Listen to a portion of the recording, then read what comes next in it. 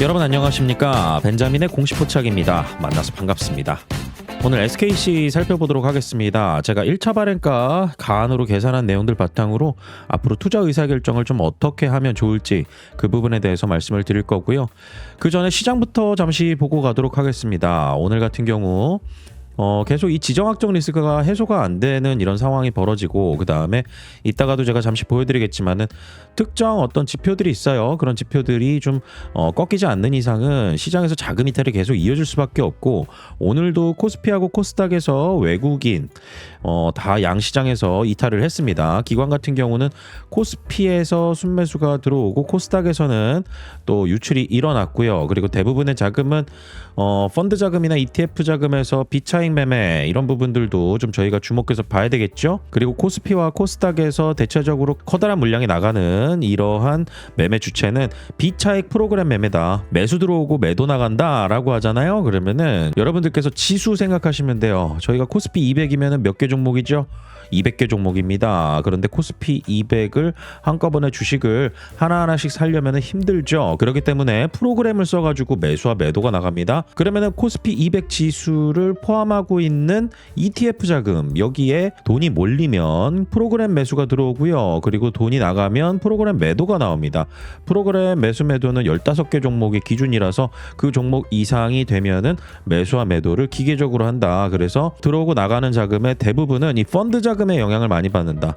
그리고 오늘 같은 경우 제롬 파월 연준 의장 연설이 오늘 한국 시간으로 11시 반에 있습니다. 이때 또 어떤 내용이 나올지 이 부분을 좀 주목해서 봐야 될 거고, 물가 상승에 대한 부분을 저희가 좀 주목해서 봐야 되겠죠. 그리고 앞으로 금리 정책을 어떻게 해나갈지. 그런데 저희가 주목해야 될 변수는 크게 4가지가 있을 것 같아요.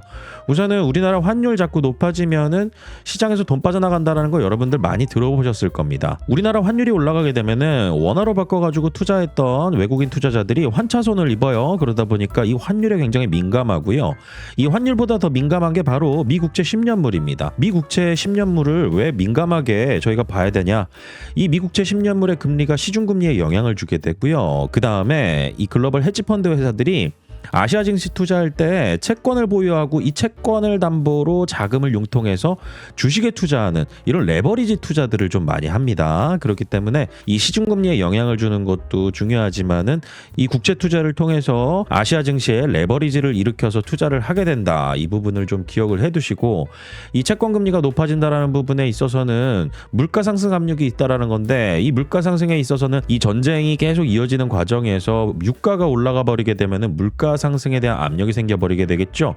그러면은 이 채권 금리가 올라간다라는 것은 이 국채를 판다라는 겁니다. 반대로 생각하셔야 돼요. 이 금리가 올라가게 됩니다. 역액관계거든요. 그래서 금리가 상승한다라는 것은 지금 채권이 매력도가 없다. 앞으로 추가로 발행되는 채권의 금리가 더 높아질 가능성이 있기 때문에 우리는 지금 먼저 팔아버린다. 그래서 채권값이 떨어지기 때문에 금리는 더 높아진다.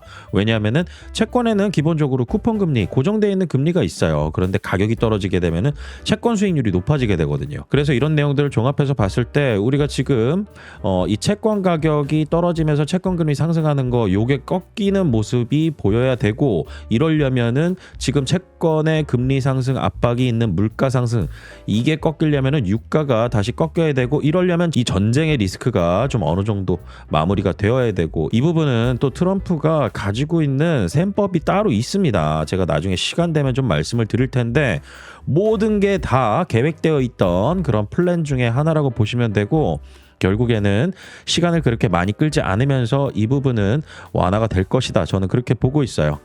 그래서 이런 내용들을 여러분들께서 좀 인지를 하시고 시장 변동성에 우리가 좀 대응을 하자, 그리고 리스크 관리도 좀 하자, 이 부분을 좀 말씀을 드리면서 SKC 보도록 하겠습니다. 자, 우선은 1차 발행 가격 오늘까지 기준으로 해서 가안으로 얼마가 나오냐면요, 72,400원 나옵니다. 이거 좀 불안한 상황이 벌어지는 것 같기는 해요. 하지만은 앞으로 좀 시간이 좀 남아있기 때문에 이 기간에 주가가 어떻게 변하느냐에 따라서 1차 발행가액이 다시 높아질 수도 있습니다. 제가 우려하는 부분은 딱 하나예요.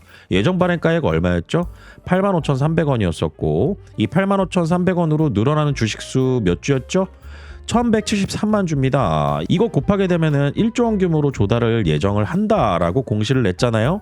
그런데 실질적으로 예정 발행가액은 확정 발행가액 계산하는데 포함이 되는 변수가 아닙니다. 확정 발행가액을 계산할 때는 1차 발행가하고요, 2차 발행가 이 두 가지를 종합해가지고 최종적으로 결정이 됩니다. 예정 발행가액은 공시를 내기 이전에 한 달의 평균 이 부분으로 우리가 이 정도 계산을 했어요 라고 나온 거고, 확정 발행가액 같은 경우는 예정 발행가액이 아예 계산에 포함이 되지 않아요.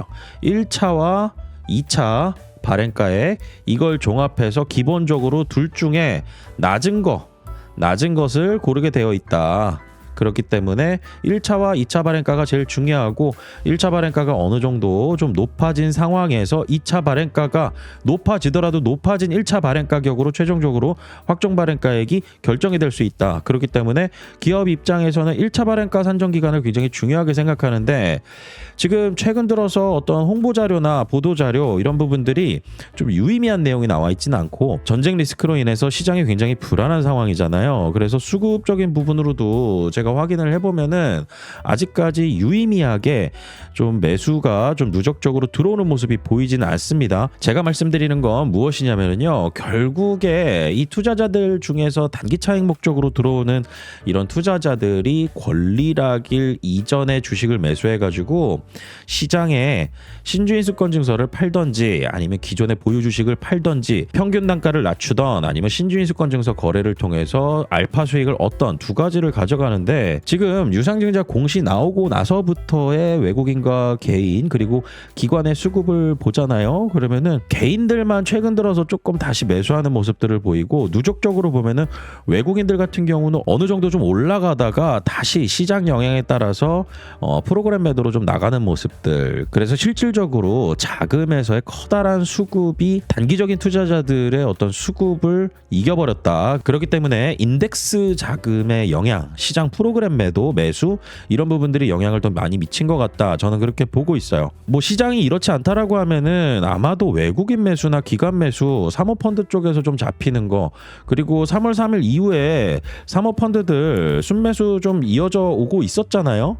그리고 급격하게 늘었다가 다시 좀 줄었던 부분이 있지만은 자금의 규모는 그렇게 크지 않지만 사모펀드 같은 경우는 좀 그런 매매 패턴을 보일 때가 있는데, 이번에는 그렇게 유의미하게 돈을 적극적으로 투자하는 모습이 아닌 것 같다. 왜냐하면은 시장의 유동성에 대해서 경계를 하는 거죠. 아까도 제가 말씀드렸다시피 시장에서 돈이 크게 왔다 갔다 하는 부분은 글로벌 펀드 자금들, 그리고 지수 플레이하는 자금들이다. 그리고 그런 것들은 대체적으로 프로그램 매수 매도로 주가에 영향을 주게 되는데, SKC 같은 경우는 가뜩이나 또 주식 선물도 상장이 되어 있어요.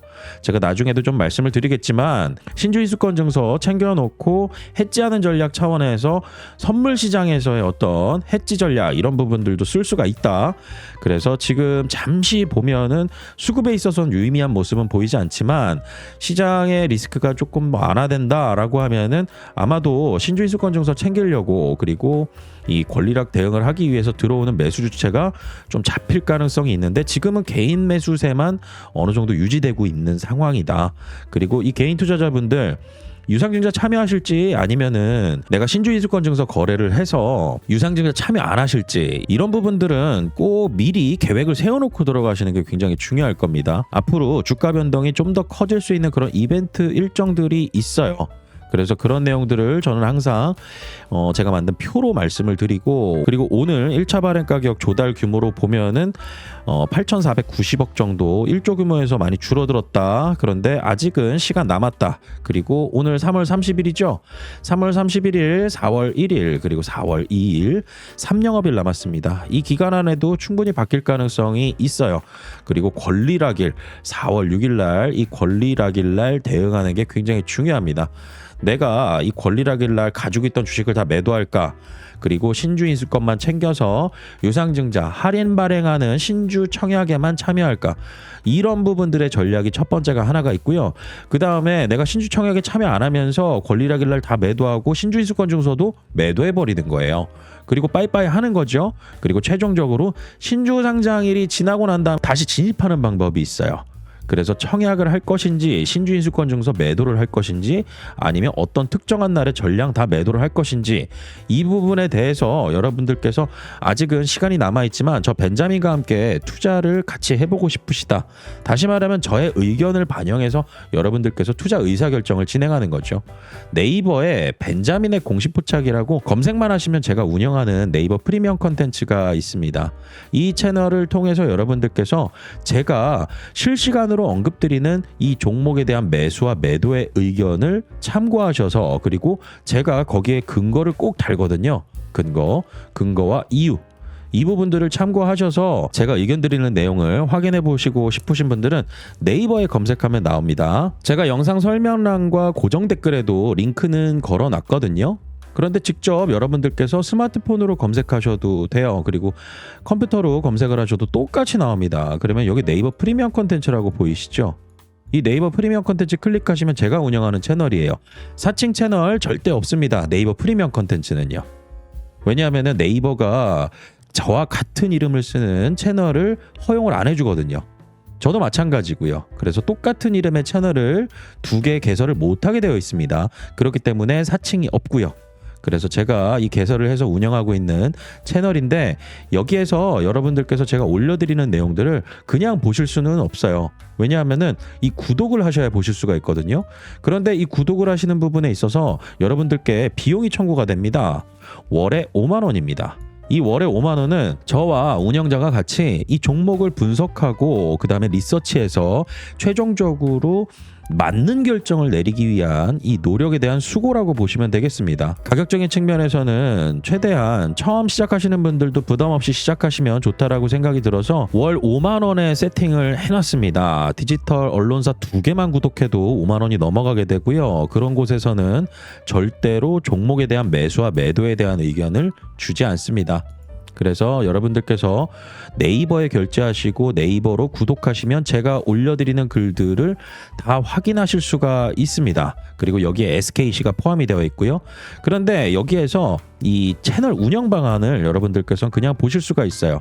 우선은 돈을 지불하면서 뭔가 컨텐츠를 봐야 되는데 이 사람들의 어떤 백그라운드 저는 꼭 확인하거든요. 그래서 제가 잠시 소개드리자면 저와 함께 운영하는 루카스 같은 경우는 증권사 자문사 거쳐서 제도권 금융기관의 경력을 가지고 있습니다. 그리고 루카스 같은 경우는 증권사 경력 이외에 코스닥 상장 기업에서 IR 담당자를 했던 이 주담이라고 하죠. IR 실무 경력을 가지고 있어요. 그리고 저희가 운영하는 채널에 가장 이 구독하시면 맞는 분들, 본업은 있고 투자는 하고 있는데 하루 종일 차트나 정보 찾아볼 수 없는 분들, 그런 분들을 대신해서 저희가 정보를 찾고 그 다음에 리서치하고 앞으로 상승할 수 있는 종목들 잡는 거, SKC 이외에도 투자하는 종목들이 있고요. 그 다음에 지금 여러분들께서 보시는 이 화면 같은 경우는 저희가 실제로 매수 의견 드리고 최종적으로 매도 의견 드린 종목들만 나열해 놓은 겁니다. 히스토리를 모두 다 공개를 했어요. 모든 종목이 플러스는 아닙니다. 손절을 할 때도 있어요. 어떤 기업을 찍었다라고 해가지고 그 기업이 정말 안 좋은 상황으로 변화해가는 상황이 저희가 포착이 됐는데 계속 들고 갈 이유가 있을까요? 아닙니다. 그럴 때는 과감하게 손절을 할 때도 있고요. 꼭 강조드리는 부분은 여러분들께서 분산 투자하셔야 되고 단기 트레이딩은 저희가 절대 하지 않습니다. 우리가 투자를 했을 때 투자 초기에는 항상 그런 생각합니다. 내가 사는 종목마다 사자마자 오르기를 바래요. 그리고 손해를 안 보기를 원하죠. 하지만 이런 상황은 거의 벌어지지가 않고요. 투자를 오래 하면 오래 할수록 수익보다는 손실의 구간이 더 긴 경우들이 많아요. 상승의 시기는 그리 오래 가지 않고요. 그런 경우들이 대부분인 이유가 뭘까요? 시장은 항상 눈이 달려 있어서요.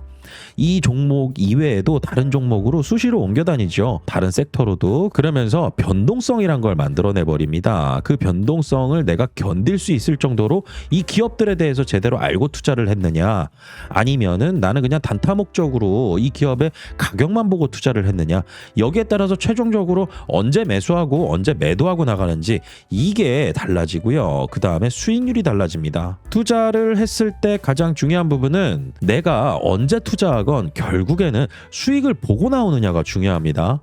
그렇기 때문에 짧은 기간 여러분들께서 목표를 하고 투자하시잖아요. 제가 본업은 있으면서 그런 식으로 투자해가지고 투자 수익 냈다라고 하는 사람들을 제 주변에서도 그렇고 한 번도 본 적이 없어요. 정확하게 분석이 들어가고 그 다음 제가 의견 드리는 내용들을 반영을 해서 이런 내용들 참고하셔서 투자하실 분들은 저 벤자민의 공식 포차 네이버 프리미엄 컨텐츠 구독하시면 됩니다. 아까도 설명드렸다시피 구독만 하시면 이런 내용들 다 확인이 가능하시고요. 톡톡 버튼으로 여러분들께서 저한테 구독 문의도 하실 수가 있습니다. 앞으로 저 벤자민과 함께 정보 공유 잘 하시고요. 좋은 투자 수익 기회도 잘 만들어 가시길 바라겠습니다. 오늘 영상 마치겠습니다. 구독과 좋아요는 큰 힘이 됩니다. 벤자민이었습니다.